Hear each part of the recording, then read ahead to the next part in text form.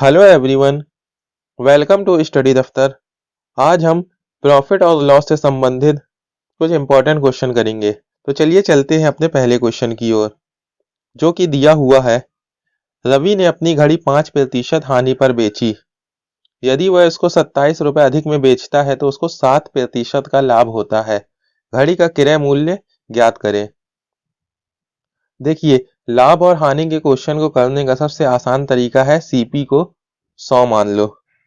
यहाँ दिया हुआ है रवि ने अपनी घड़ी 5% हानि पर बेची, तो सीपी हो जाएगा उसका 100 और 5% हानि पर बेच रहा है तो एसपी बराबर हो जाएगा 95। आगे दिया हुआ है यदि वो इसको 27 रुपए अधिक में बेचता है तो उसको 7% का लाभ होता है। सीपी 100 माने थे तो एसपी हो जाएगा 107 रुपए। इन दोनों का अंतर 12 है, लेकिन क्वेश्चन में 27 रुपए अधिक में बेचता है, तो ये जो 12 होगा 27 के बराबर होगा। 12 बराबर हो जाएगा 27। अब निकालना क्या है, घड़ी का क्रय मूल्य निकालना है। घड़ी का क्रय मूल्य 100 माने थे तो 100 बराबर हो जाएगा 27 बटे 12 इंटू 100। अब इसको सॉल्व कर लेंगे। ये 3 नाम 27 हो जाएगा, ये हो जाएगा 3 चौको 12, 4 एकम 4, ये हो जाएगा 25। तो ये हो जाएगा 225। तो सीपी बराबर आ जाएगा 225। घड़ी का क्रय मूल्य होगा 225 रुपए, तो इसका सही आंसर होगा बी 225। क्वेश्चन नंबर 2 दिया हुआ है।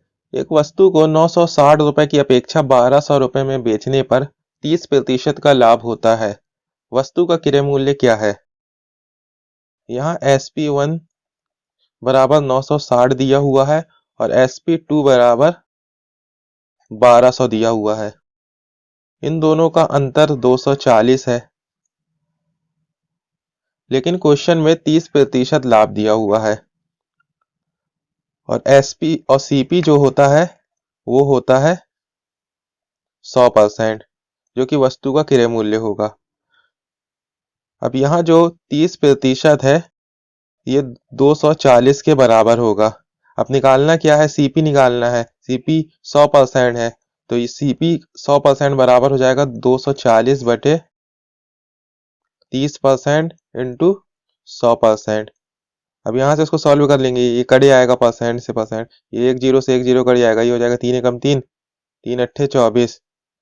तो सीपी बराबर आ जाएगा 800।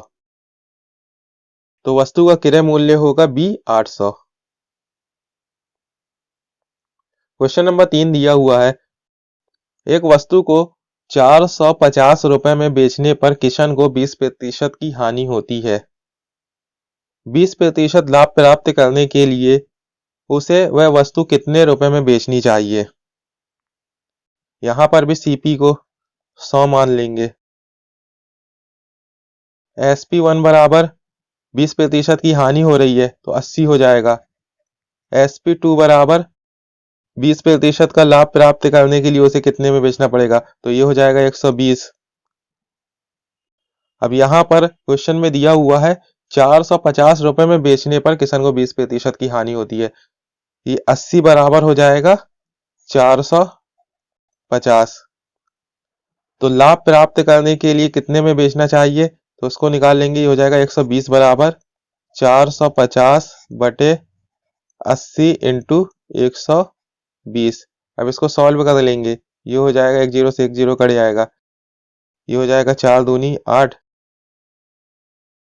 ये 4 दिया 12। इसको सॉल्व करेंगे, ये हो जाएगा 15। अब इसको सॉल्व करेंगे, ये हो जाएगा 675। 20% का लाभ प्राप्त करने के लिए उसे वह वस्तु 675 रुपए में बेचनी पड़ेगी, तो इसका सही आंसर होगा सी 675 रुपए। क्वेश्चन नंबर 4 दिया हुआ है। एक व्यक्ति किसी वस्तु को एक निश्चित मूल्य पर बेचा और 10% का लाभ कमाया। यदि वह वस्तु को दुगने मूल्य पर बेचता तो उसे कितने प्रतिशत का लाभ होता? यहाँ पर सीपी बराबर 100 हो जाएगा। पहले उसने 10% का लाभ कमाया, तो एसपी बराबर हो जाएगा 110। अब दिया हुआ है यदि वह उस वस्तु को दुगने मूल्य पर बेचता है तो कितने प्रतिशत का लाभ होगा। SP2 हो जाएगा 110 का दुगना 220। अब ये इससे कितना ज्यादा है, 120 ज्यादा है, तो यही लाभ प्रतिशत होगा। उसका लाभ हो जाएगा 120%। तो इसका सही आंसर होगा डी 120%। क्वेश्चन नंबर 5 दिया हुआ है 4 कुर्सियों का विक्रय मूल्य 5 कुर्सियों के लागत मूल्य के समान है, लाभ प्रतिशत क्या है। अब यहां पर देखिए 4 कुर्सियों का विक्रय मूल्य एसपी 5 कुर्सियों के लागत मूल्य सीपी के बराबर है। अब ये हो जाएगा सीपी बटे एसपी बराबर हो जाएगा 4/5। इनका अनुपात हो जाएगा सीपी और एसपी का अनुपात हो जाएगा 4:5। अब यहां से लाभ प्रतिशत निकालना है। अब ये इससे कितना ज्यादा है एसपी 1, तो 1/4 इंटू 100 हो जाएगा। अब इसको सॉल्व करेंगे हो जाएगा 4 एकम 4, 4 दूनी 8, 4 पंजे 20। ये हो जाएगा 25%। तो उसे 25% का लाभ होगा। तो इसका सही आंसर होगा बी 25%। ये रहे कुछ इंपॉर्टेंट क्वेश्चंस। वीडियो को लाइक करें, शेयर करें और चैनल को सब्सक्राइब करें।